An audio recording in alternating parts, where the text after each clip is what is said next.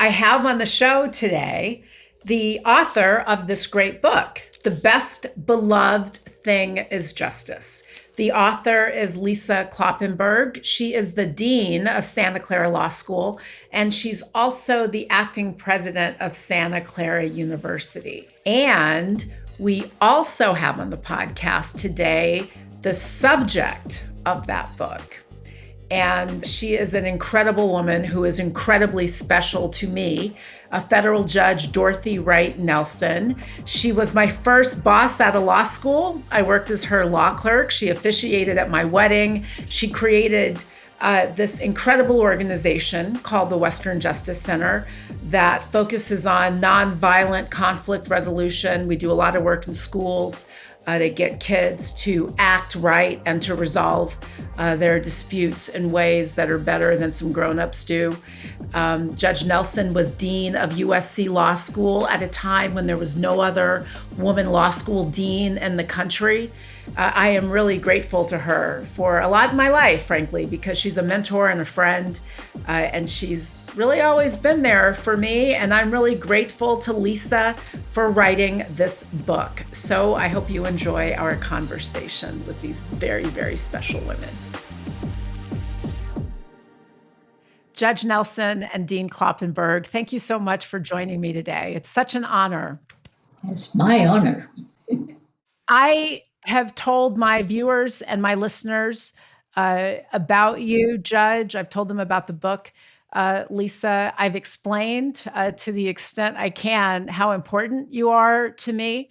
But let's start at the very beginning, and let's start with you, Judge. So for people who, unlike Lisa and me, did not have the great joy and honor of working for you, tell us why you wanted to be a judge in the first place. Why did you choose this path?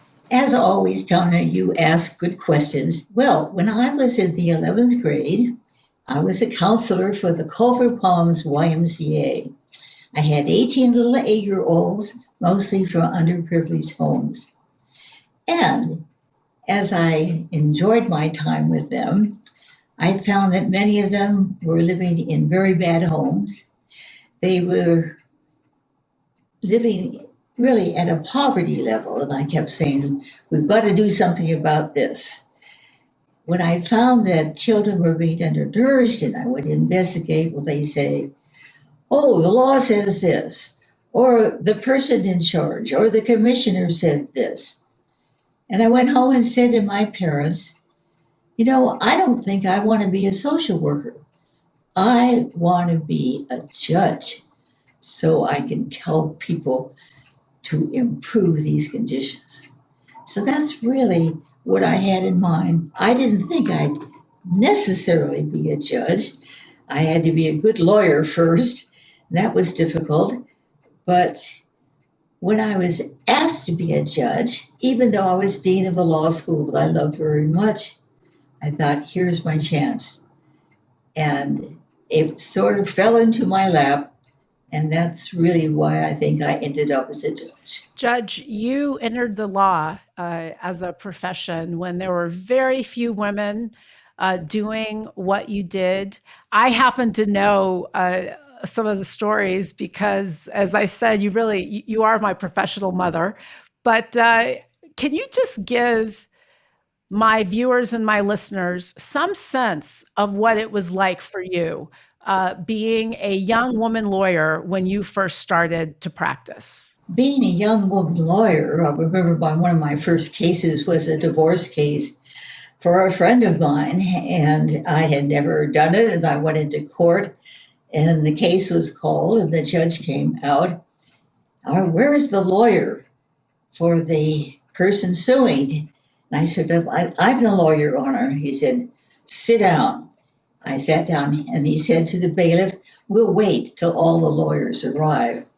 When he finally called on me, he said, I'm not going to let you ask questions. Let me just take care of it, which he did. And I thought to myself, there's something wrong here. And happily, that judge was voted out of office. I didn't like election of judges, but I sure liked the election that year. But when I became a dean of a law school, I found that I was the first woman dean at SC. It wasn't the faculty, it was the spouses of the faculty wondering, why am I there? Am I looking for another husband? What am I doing? And I very carefully had each of them to dinner with their spouses, let them see my husband, whom I love dearly, and my children, and cooked the dinner myself to let them know, I'm not literally looking for another husband. I'm looking to try to make the court system better. And it happened that my husband was a lawyer who later became a state court judge, was also interested in improving the system. And you certainly had Judge Nelson, for those of us who know, what I think is a storybook marriage, and certainly a great influence to me in what a partnership could be. So God bless you, and God bless Judge Jim. Lisa Kloppenberg, you are a law school dean. You are a former Judge Nelson clerk. You have written this phenomenal book that tells the story of Judge Nelson. Tell us why you did it. Well, I think once you get to know Judge Nelson, you see how incredible she is. Tanya, for you and me and so many other hundreds of, probably thousands of students and clerks, she's just taught us how to live. She's powerful, but kind. She listens to people. You go into her chambers, a federal judge, and she's asking you, would you like cookies or water or coffee? She takes care of people, right? Helps us feel safe, secure, building peace. So she was just such a role model for me. And I had 2 women professors in law school. I'm really fortunate that she was one of my professors. And it showed me that a woman could have a powerful position in the law, could be happily married, could be a mother. We could really have a full life in the law. And her passion for justice just grabbed my heart. And I think that happened for so many other people who've gotten to know Judge Nelson. Explain the book title, The Best Beloved Thing is Justice. I found that because it was the dedication line in her first textbook. So she dedicated this to her family with love and used a very prominent Baha'i quote. So, Judge, what did that quote mean to you? Well, that quote really came from the Baha'i faith. When I was in law school, raised as a good Christian, really started my marriage. My husband-to-be was also a counselor at the Culver Palms YMCA, and I learned to admire him very much. In law school, one of his former very good fraternity brother friends was president of our law school class. His name was Donald Barrett, introduced all of us to the Baha'i faith. He was not yet a Baha'i, and encouraged us to go to Baha'i firesides, which we ended up having at our home for about 60 years. One of the quotes that caught my eye out of the writings of Baha'u'llah, the founder of the faith, was, "The best beloved of all things in my sight is justice. Turn not away therefrom if thou desirest me. Neglect it not, that I may confide in thee." I didn't like the adversary system. I didn't like it in law school, and I didn't like it when I became a lawyer. I didn't like it when I became a professor. And this led to my great interest in mediation, which also came from the Baha'i writings about the best way to resolve conflict is through consultation. And the closest thing to that is mediation. I would say the other important thing about that story with your UCLA law experience, Judge, was you were one of 2 women in that class. There was only one Black student.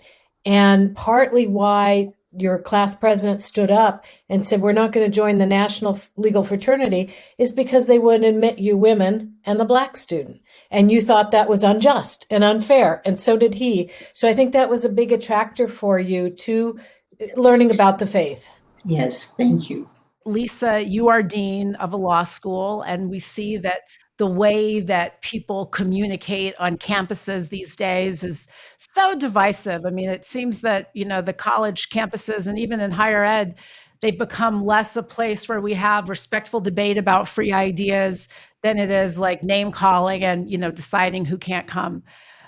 Judge, while you are a federal judge and you decide cases or controversies that arise under the Constitution and the laws of the United States, you are also a big champion of mediation, of learning how to meet in the middle, of figuring out what the middle should be, and of really getting people to communicate with one another, to engage in healthy, respectful conversation. How did you do that? I mean, you were dean of USC during some really divisive times. I mean, people were fighting about Vietnam. There were so many culture war struggles. What's your advice to the rest of us? Use food. Quite honestly, on my own faculty, was the old faculty that liked the law school the way it has always been, then the new bloods that wanted to change the law school, and they often didn't talk to each other. So the first thing I did at faculty meetings was to say, if you come right on time, there'll be plenty of food to eat. It's amazing because sometimes when they were not talking to each other, but when there was food, they all showed up together. The minute they started eating together, they began talking to each other in a very civil way. So after that, whenever I would sense tension in a group, the first thing I do is come into my office and I'd tell Sally, my secretary, phone over to the cafeteria. Or I used to buy 100 boxes of Girl Scout cookies. I did this when I became a judge because we had tension providing judges. And one judge liked chocolate chip cookies. If the minute that he walked in, I handed him a box of chocolate chip cookies, he stopped being very curious about it. I called him in. But it's funny how you get people who, when they begin to eat together, they talk together, they relax, the tensions go away. So it's a funny answer to say, what did I do? Food.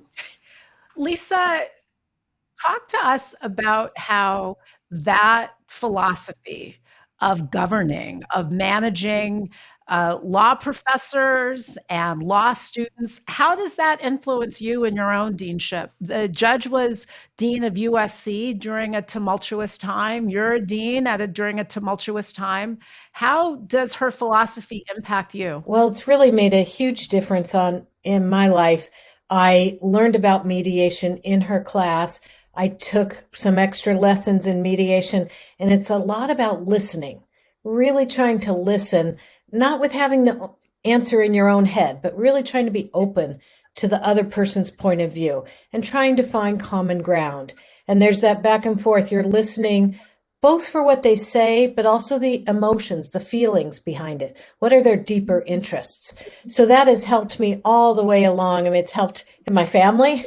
It's helped with dealing with students. I'm now acting president of Santa Clara. So in every administrative job I've had for 20 years at 2 universities, it's really been a key to how I treat people. I do the food and cookies as much as I can, like Judge Nelson, but the heart of it is really that kind of listening, taking it in, being open, and trying to find some common ground to work together in the future. People talk about finding common ground, but that's easy to do when you already kind of like the other person. But if someone's being antagonistic or difficult, it's harder to do that. But Judge, you still do that. You have done that. I know a story. I'd love it if you elaborated. During this tumultuous period where there were students demonstrating and you were dean of the law school, the chief of police at the time, Chief Davis, I believe he called you a name. I think he called you a commie. Tell us about that experience and your relationship with him subsequently. Well, what happened was we created the Western Center on Law and Poverty. USC, UCLA, and Loyola all joined, but a resident was in my law school when it first started out. And the purpose was to bring about equal justice. The director, who later went on to Harvard, as a matter of fact, my husband Jim and I sat up with him all night one night saying, let's bring the police chief in. Let's sit and listen to each other. Well, no.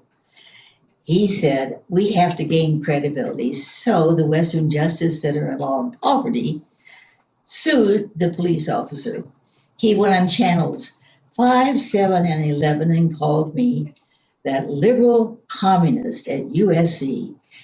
Well, you can imagine, we had a relatively conservative board of trustees at USC. I had the trustees to worry about, alumni to worry about, and the like. One dear friend, now deceased, Judge Arthur Alarcon, called me and said, Dorothy, you've got to do something about this. I'll arrange for you to meet with the police chief at a restaurant downtown. So I agreed, and Judge Alarcon and I, and the police chief was there. I was drinking my Shirley Temples. He was having martinis, and I forget what the judge was having. And the point was we would just meet for an hour.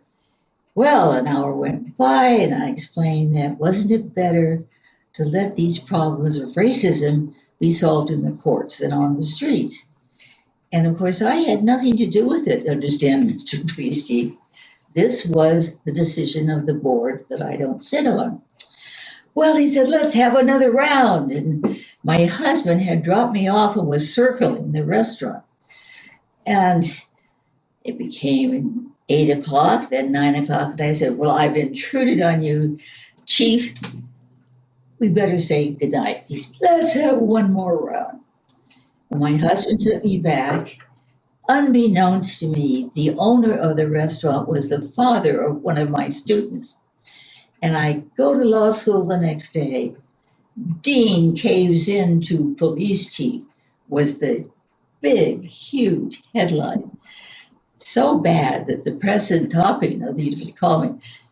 He said, come on over, Dorothy. I think we need to talk. Well, it actually took a couple of years to talk to alumni that here the chief thought I was a communist, the students thought I was a Nazi, and I was just trying to bring peace in the community. The odd part about it is that the police chief 2 years later ran for the state senate and came and asked if we could put my picture with him on his campaign literature. I very politely declined. Most people, when they come in to meet, have made up their minds. Let them talk, and then I'm going to talk. When they're eating, they can't think of that so much anymore. And that there's something that's automatically tension reducing when you're sharing something together. I want to point out a couple of things that I think are significant about your tenure at USC. In 1967, when you first assumed the deanship, and I believe you started as interim dean, there were 5 women in the law school class. 5. When you left your deanship at USC in 1980, there were 67 women in the law school class. Let's talk a little bit about what you did for the law school as a whole. In the late 1960s, when you joined USC, everybody thinks of it now as this fabulously wealthy institution, which it certainly is. But when you joined, its endowment was, I think, around $500,000, which is not very much. When you left, you'd grown it to over $6 million. So people should realize you get a lot of value sometimes by being nice and serving tea and cookies and listening to the other side. That's how you get what you want sometimes. Speaking of which, Lisa, you actually talk about that in the book, the judge's very special management style, where she kind of gets people to do what she wants them to do. They just walk away thinking it's their idea. Talk to us a little bit about that, because you write about this in your great book. Well, she's very persistent. You know, she's diplomatic and nice and kind, but she's persistent. So I think Judge Jim told me, you know, it took me a while as a new husband to learn that if Dorothy said, well, maybe it'd be better if it were a little warmer in here, that was like a direct order. Could you please go turn up the thermostat? So I think she's very kind and persistent, but if she had an idea that she was passionate about, she pursued it. So when she started teaching about mediation, that was not popular. It was not prevalent in the courts. It was kind of odd. And some of the faculty at USC, a couple of them dismissed it as, oh, that's that woman's thing. Now it's such a huge part of managing our federal and state courts, and I think offering sometimes more effective solutions than litigation. She just kept persisting. Someone compared her to Teddy Roosevelt in a dress. Just that, keep plugging along, keep moving your ideas forward. And she does that in a beautifully humble, gentle, diplomatic, but really persistent way. When she was dean of the law school from 1967 to 1980, and she increased the number of women and people of color so much in the school, for 5 of those years, she was the only female dean at an ABA-accredited law school in the country. That's just astounding to me. So every room she walked into, whether it was the Board of Trustees at USC or the gathering of deans in Washington, D.C., it was almost all men in suits.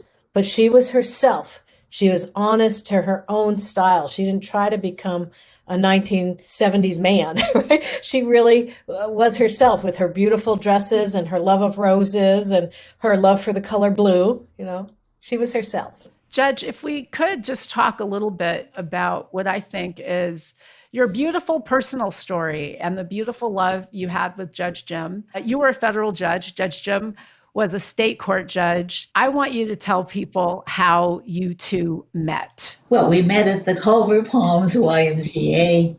Actually, first, my sister was at the Wilshire YMCA. After World War II, they didn't have enough male counselors. She became a counselor.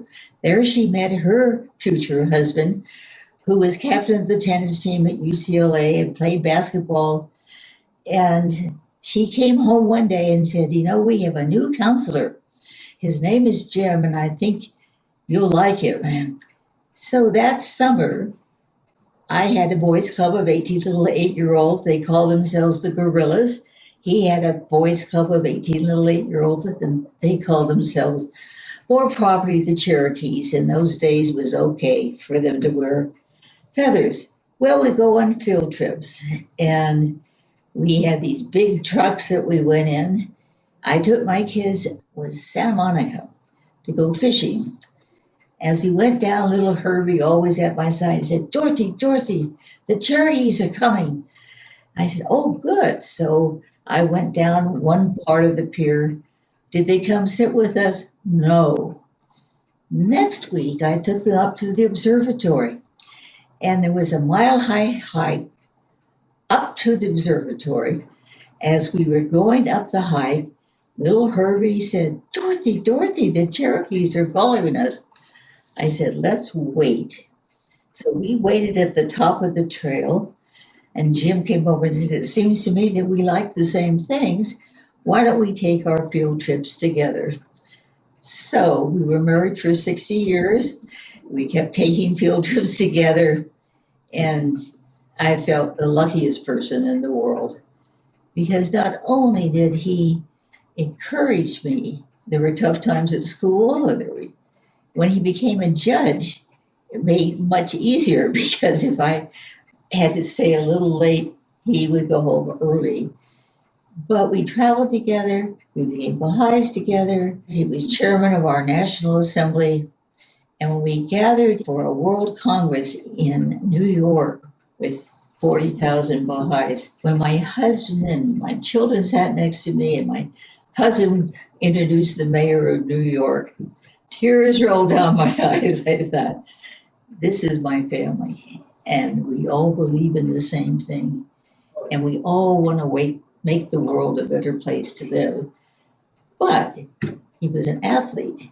I had took up golf because I didn't like being a golf widow. This was before the kids came. he took up scuba diving. Well, my kids took up scuba diving, and I didn't. I love snorkeling, but I took up scuba diving. He took up flying.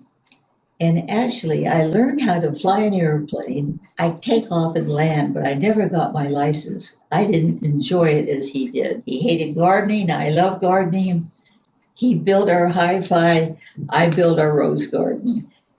We had complementary loves, but also I wasn't going to be left behind because I enjoyed being with him so much. And our children, I think, benefited a lot from that. Before we go, Lisa, there's so much that you and I know about the judge that we don't have time. That's probably a good thing. You wrote this incredible book, The Best Beloved Thing is Justice, where you tell in a really fascinating, interesting way the story of a life that I think is hard to capture in pages. What do you want people to know about the judge? What do you want people to take away from your extraordinary book, which tells the story of an extraordinary woman? Well, I do think the history is important, how she was such a trailblazer for other women in everything she did. But I also think it's what she accomplished. She always promoted justice, equality, peace. These are the things she loved and cared about. She wanted the justice system to be better for little kids. She wanted people to get along better on law faculties. Everything she touched, she tried to make it more peaceful and just. So I really feel not only did she have an influence over so many lives, but she changed systems. She helped mediation become a regular part of the work of the federal courts. She helped merit selection become part of how we choose federal judges. So it's not such an old boys club. So, she really made tremendous substantive differences while also being such a trailblazer and just being such a lovable person. Well, I think also, Lisa, some congratulations are due to you, not just on the interim presidency, on your deanship, on this book. It is an honor for me to be a part of this family of clerks, and also to know that women like you are out there in the academy shaping the perceptions of young lawyers across the board. Young women are going to have a very different idea of what the law can offer them because of the two of you. Oh, but before you go, I have to get your views. Judge Nelson, what do you think about Justice Ketanji Brown Jackson and the history that she's made recently? I think she's fabulous. I think she's amazing. In fact, one of my current clerks, who happens to be from another country, a basketball player over 6 feet tall, as she walks in the room, she commands the room.